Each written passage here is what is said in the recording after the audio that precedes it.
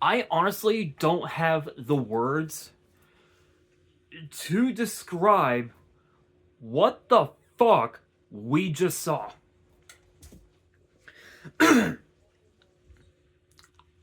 I'm like, I'm like at a loss of words.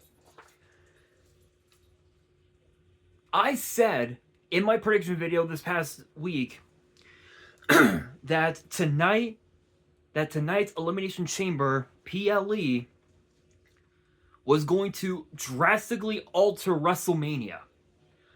Holy shit, did it ever. Not only did it alter WrestleMania, but it also altered literally the entire road to WrestleMania in its entirety. Now, before we get started with the result of tonight's Elimination Chamber, I want to throw out a bit of an announcement. I want to throw in a bit of an announcement, and that is this. There will be no video tomorrow. You heard me right. There will be no video tomorrow, and the only reason why is because I have to get my gear ready for a huge Yu-Gi-Oh! GOAT format tournament that will take place at Collectible Exchange in Rancho Cucamonga. Shoutouts to Collectible Exchange. The last time I was there, it was for Edison, and I didn't do so well. I ended up going X6, unfortunately.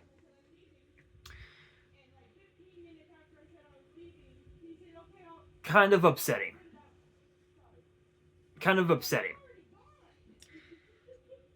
But I will be going back tomorrow morning for their GOAT format tournament. Shoutouts to, I think, Calvin, YGO, and Kevin, or something like that. Shoutouts to them. They unfortunately lost their collection, their cards and shit. So Collectible Exchange is hosting a tournament where all the funds will go directly to them. Shoutouts to those two individuals. There is a special place in hell for the ones that robbed them. It's just sad. But again, there will be no video tomorrow. I am just throwing that out there. So we will be going back to our regularly scheduled filming on Monday. And I have a feeling that Monday's video is going to be a little bit interesting, to say the very least. But with that being said, let's get down to the results of the Elimination Chamber. And it kicks off with the Women's Elimination Chamber between Tiffany Stratton, Rhea Ripley, Alexa Bliss, Asuka, Kiana James, and of course Raquel Rodriguez. 5 former world champions and a former tag team champion going at it for the right to challenge Jade Cargill for the WWE Women's title at WrestleMania. Now Raquel, Rhea, Alexa Bliss, and Asuka ended up locked in the pods, while Kiana James and Tiffany Stratton kicked things off, and the order of entry went as follows. Kiana James, excuse me, Tiffany Stratton, Asuka, Alexa Bliss, Rhea Ripley, and Raquel Rodriguez. This was by far one of the most insane... Actually, I wouldn't... Actually, you know what? No. I take that back. I would say that this was one of the most interesting Elimination Chamber matches we've had for the women's division, because it's as I said, right? Like you have 3 former Money in the Bank winners in the form of Tiffany Stratton, Alexa Bliss, and Asuka. Asuka and Rhea are the only 2 that have won the women's Royal Rumble. Obviously, Rhea in 2023, Asuka in 2018, which was the first ever women's Royal Rumble match. Raquel Rodriguez being a multi-time women's tag team champion, not just on the main roster, but also in NXT. And then speaking of NXT, Kiana James is also a former NXT Women's Tag Team Champion as well. So there was a lot of different elements with this matchup, and there were quite a few different stories that were told within the confines of the Elimination Chamber. Obviously, Rhea and Raquel, their rivalry goes back to their time in NXT. Asuka and Bliss have had their issues as well. So it was interesting, but the order of elimination might just shock you, because the first woman that got eliminated was Alexa Bliss, and that was done courtesy of Kiana James. And then, of course, both Asuka and Kiana James at the same time got eliminated by Raquel Rodriguez, and it came down to the final three: Raquel, Tiffany, and Rhea Ripley. This was back and forth. The steal was used to the advantage of Big Mommy Cool Raquel Rodriguez, but it was not enough, as Tiffany Stratton eliminated Raquel Rodriguez, which came down to the final two, Tiffany and Rhea, and this was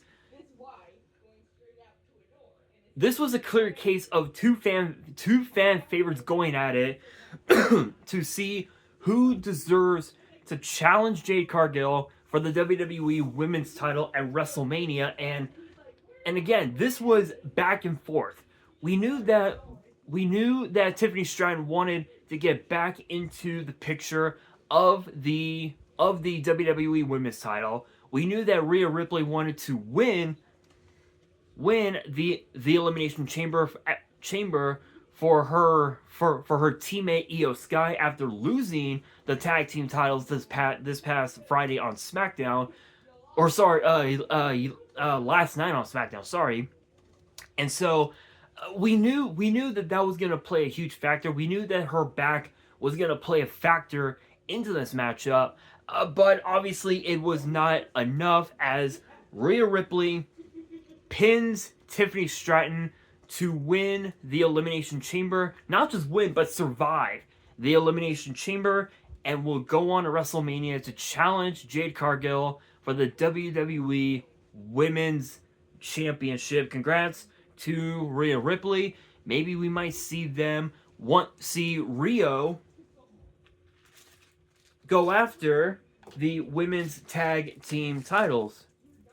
Only time will tell. But that brings us to the second match on the card: Becky Lynch, AJ Lee for the women's Intercontinental title. And if I'm being honest, I think, honestly, in my opinion, and I've said this a few times. I think I said this in my prediction video. I don't remember, but on paper, this seemed like a mismatch, because while it is true that yes, AJ Lee was one of the women that helped pioneer women's wrestling, Becky Lynch made women's wrestling better over time. Yes, it may have taken her a few years to win her first championship in WWE overall, but it was AJ Lee that alongside women like the Bellas, like Caitlyn, like Summer Rae, like Lana, like Natalia, and like Tamina Snuka, going back even further down the timeline, women like Trish and Lita, they were the ones that pioneered women's wrestling and made it mean something. Whereas opposed to the women of now, women like Rhea and Io and Becky and Asuka and Kiana James, Julia, Stephanie Vaquer, Liv Morgan, they're making women's wrestling better than it already has been, which is awesome. So this was a clear case of generations colliding for the right to see who truly is the best, who deserves to be the Intercontinental Champion, which both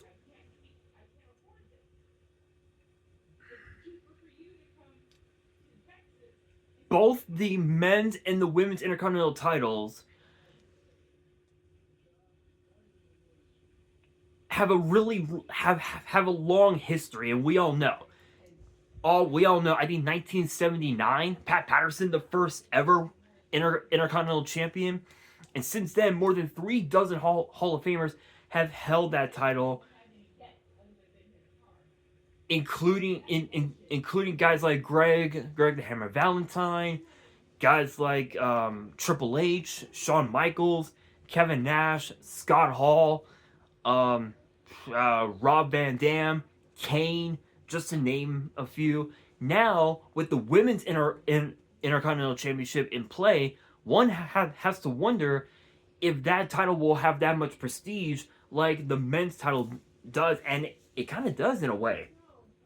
In a way, I feel like it will, especially now with the results of tonight's matchup, which was kind of interesting because there was a moment in the match where Jessica Carr, the referee, big shout outs to her, got jumped randomly, just inadvertently, by Becky Lynch.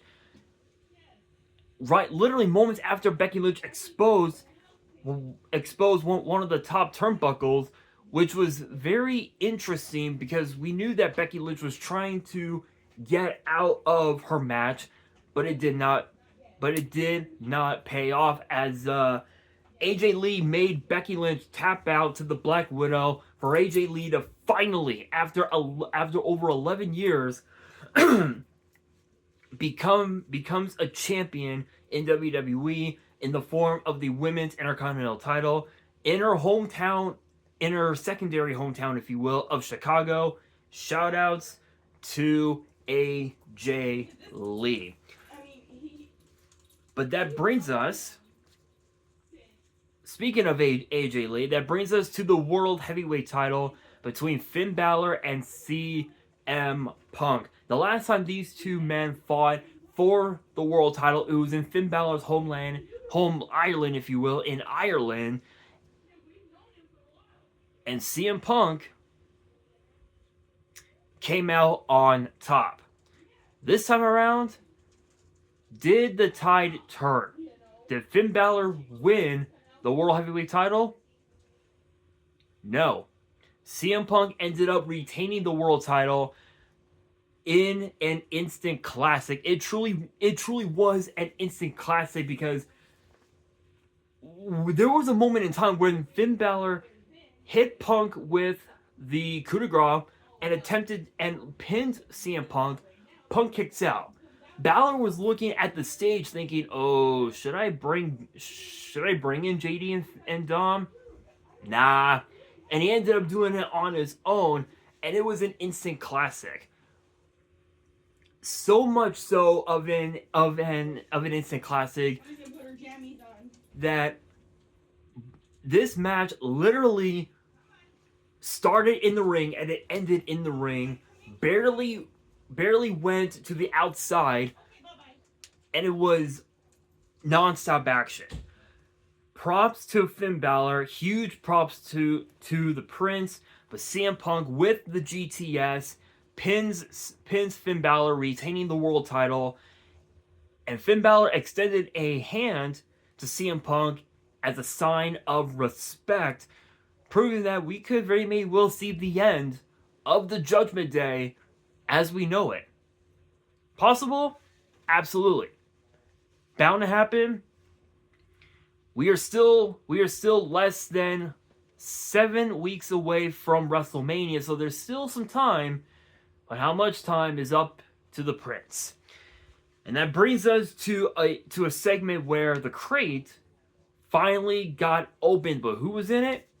None other than Danhausen, a former AEW star, finally making his way to WWE, and apparently the fans booed Danhausen for a lackluster debut, and yet I don't know why. I just don't know, honestly. But Danhausen in WWE, finally, there were rumors that Danhausen was supposedly had signed a deal with WWE, but we didn't really know if the rumors were true or not. And with Royce Keys, aka Powerhouse Hobbs, I talked about him on my channel months ago, and now Powerhouse Hobbs is in WWE. But which brand will he choose?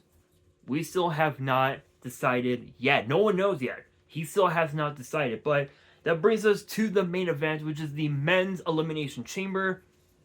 Absolutely incredible. Probably by far one of the greatest, not one of the greatest, but one of the best Elimination Chamber matches we've seen. For the men, we've seen in a long time. I think even better, literally on the same level as the first ever Elimination Chamber in 2002. And the order of entry was a bit interesting because the order went as follows: Javon Evans, Cody Rhodes, Trick Williams, Logan Paul, LA Knight, and Randy Orton. Obviously, Logan Paul ended up being a last-minute entry after what happened to main event Jey Uso last night on SmackDown. And this was interesting because we all thought after Logan Paul's first elimination, we all thought that he was gonna go the distance because literally I want to say 28 minutes in, almost a half hour in, not a single elimination. That was until Randy Orton came in. Logan Paul eliminated 3 men back to back: Javon Evans, LA Knight, and Trick Williams. And it came down to the final 3, but then a masked man showed up, and it was another rando. But then another masked man entered the chamber, and it was the return of Seth Rollins, as he cost Logan Paul a shot at WrestleMania, as Paul got eliminated by Cody Rhodes, which came down to the final two of the biggest stars in WWE on SmackDown: Randy Orton and Cody Rhodes, 2 brothers in arms. And it was because of Drew McIntyre getting involved was where it all went downhill. Both Cody and Randy attacked Drew McIntyre. Cody hits Drew with a crossroads and walks right into an RKO out of nowhere for Randy Orton to win the Elimination Chamber, and will go on to WrestleMania and challenge for the WWE title. Now that Cody Rhodes is no longer on the marquee for WrestleMania, what's next for the American Nightmare? I said that WrestleMania was going to be altered. My friends, it got altered. Big time. So with that being said, that'll do it for today's video. Hopefully you guys enjoyed. If you did, make sure you guys smash that thumbs up button. If you guys are new to the channel and you guys want more premium live event predictions and results in the future, then be sure to subscribe to the channel, turn on the notification bell, and as always, make sure you guys are following me on all my social media. All of my ads will be in the description below, as will the info to my fan mail. It will also be in the description as well. And again, guys, no video tomorrow. Do not forget that. And on that, this is your boy Nash, signing out.